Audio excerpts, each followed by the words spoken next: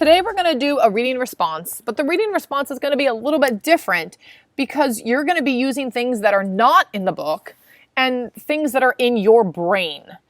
We are going to be comparing Bud, a fictional little boy, to Steve Jobs, a real-life grown-up inventor. And before we start, though, you kind of need to know who Steve Jobs is. Most famously, Steve Jobs is the co-founder of Apple products. So if you listen to iTunes or have a smartphone or have an iPhone or have a MacBook or a Macintosh, all that was Steve Jobs. He was also a shareholder in the Pixar films. Before Toy Story came out, computer animation was just a small thing, something people dabbled in or a little hobby. But Pixar films was trying to make 100% computer animated movies. And Toy Story was the first one that was 100% created on a computer. And he was a shareholder in Pixar films, helping it get started. And in fact, it has changed a lot of the ways that we watch television, a lot of the ways we're entertained. Mostly, Steve Jobs was a pioneer in the personal computer revolution that was occurring in the 1970s and 80s.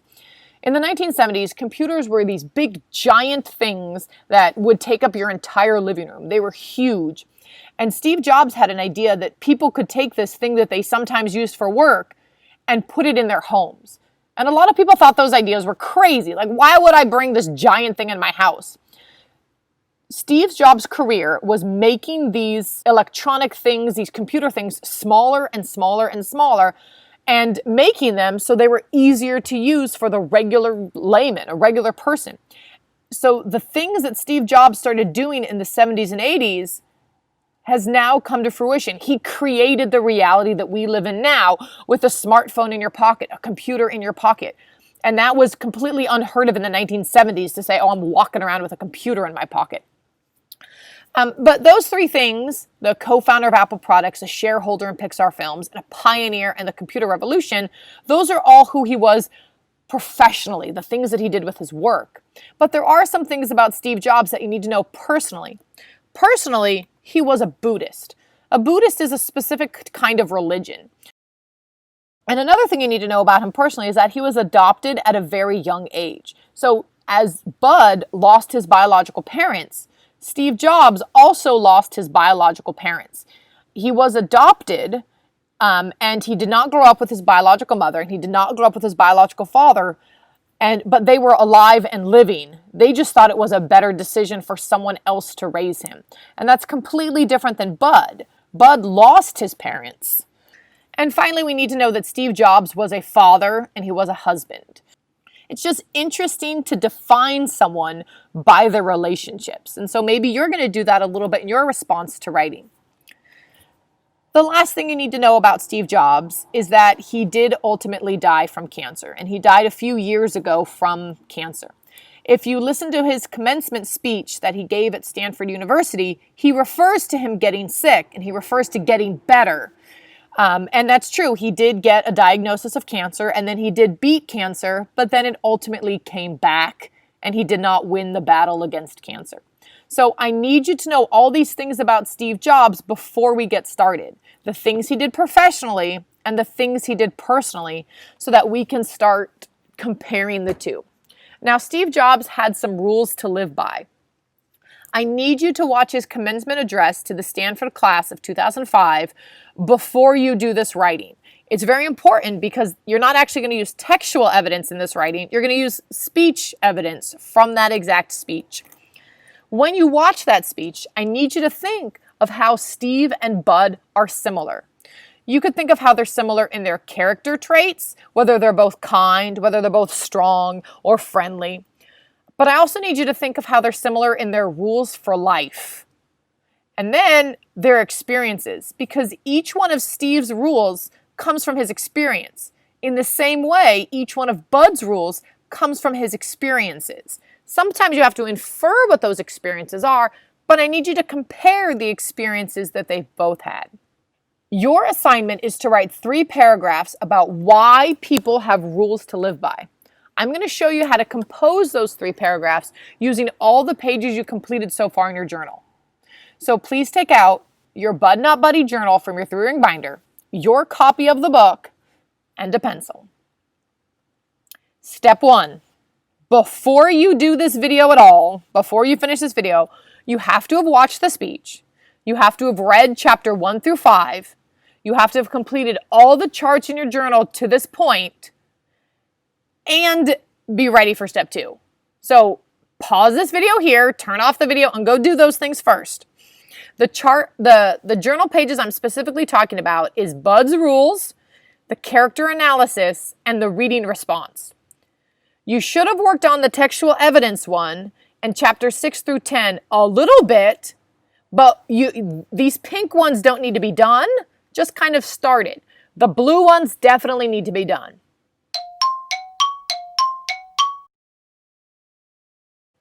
Okay, so now that you've done all that, now we're ready to start thinking about the writing for this one. So step 2 is I just need you to start thinking. The first way to think is I need you to list Steve Jobs' rules he lived by and list Bud's rules he lived by.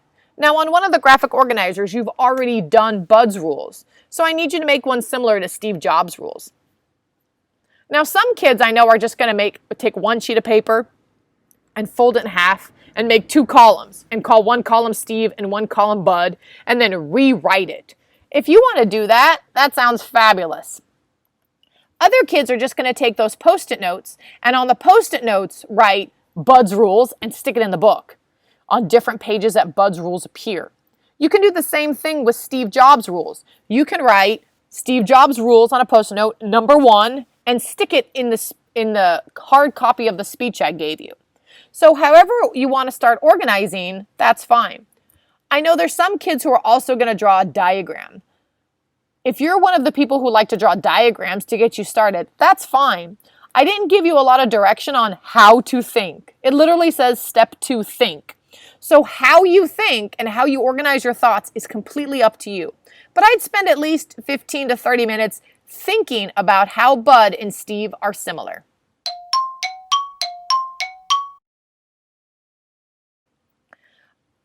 I know you're done thinking because you can write at least one sentence to generalize how all their rules are similar. Maybe you're going to say something like this. Both Steve and Bud make rules so they can thrive in their worlds. Or something like this. Both Steve and Bud make rules so they can make sense of their lives. If you can make a general statement that's true about all the rules and both characters, then you're ready to move on. But if not, you need to spend a little more time thinking. Just think about how some of the rules are the same. Think about how Bud and Steve and you are the same. And reread a hard copy of Steve's speech and then highlight the parts that remind you of Bud. Go do all that. Pause the video, go do all that, and then come back.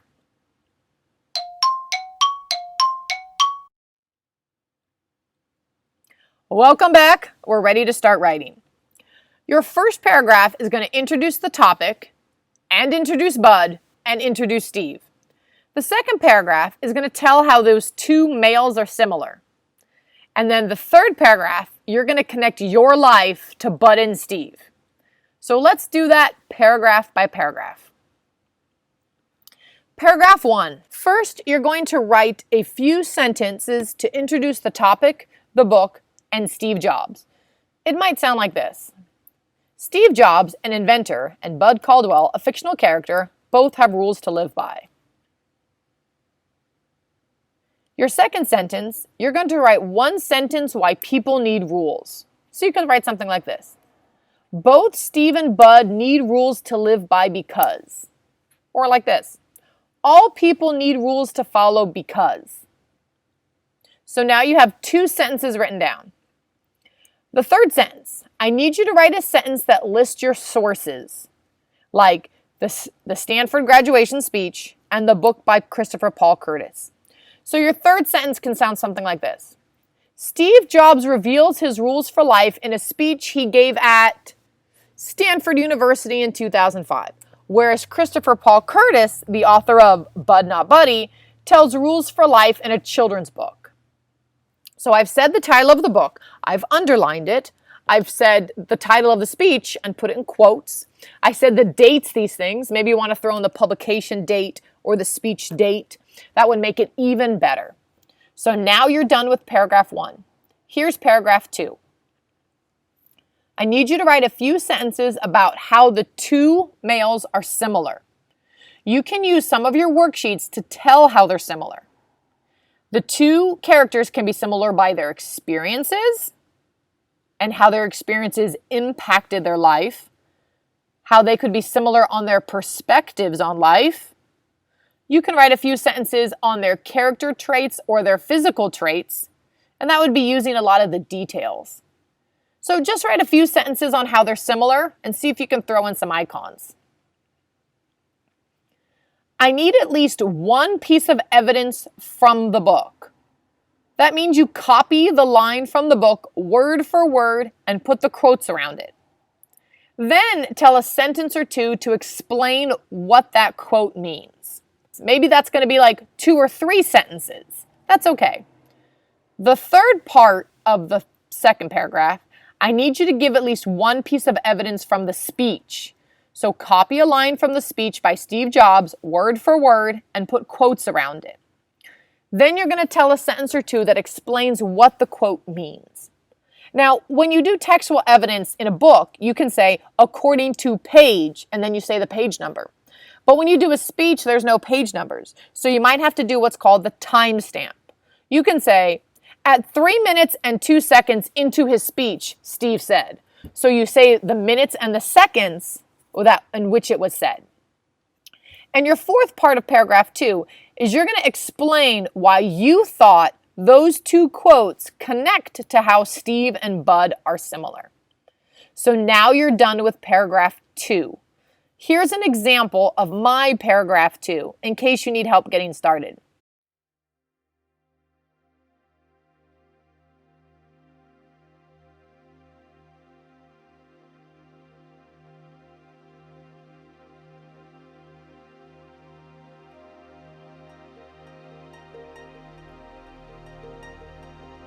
Maybe you're going to throw in some sentences talking about ethics.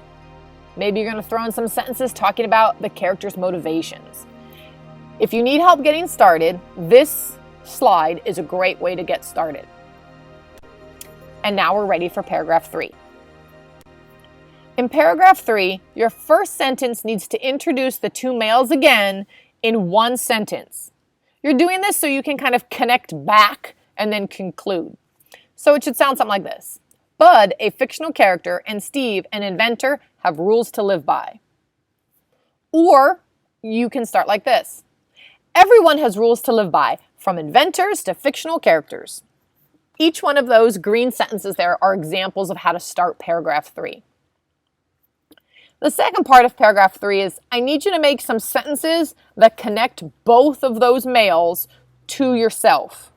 So you might have to think, what rules of Bud's life do you like?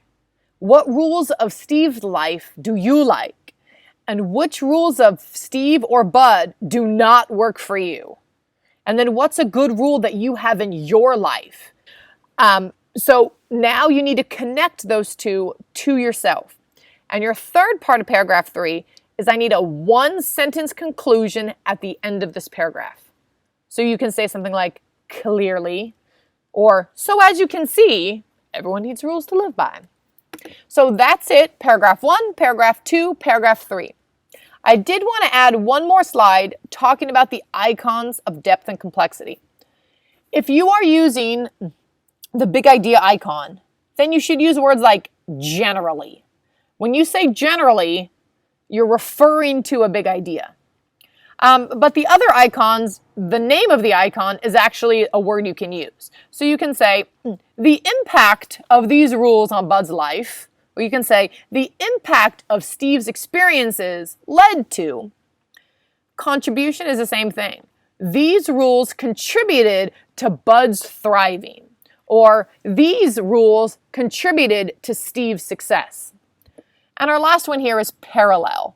There is lots of parallels between Steve and Bud, and that's why Steve was chosen for you to compare to. So if you wanted to actually use the word parallel instead of the word similar or same, then you'd be pushing up your vocabulary just a notch or two. You can say something like, the parallels between Steve and Bud are obvious, or one parallel between the two is that.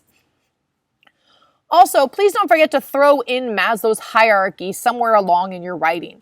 Very advanced writers and advanced thinkers have been using this hierarchy while they were reading. And they were asking themselves, is Bud trying to get his physical needs met here?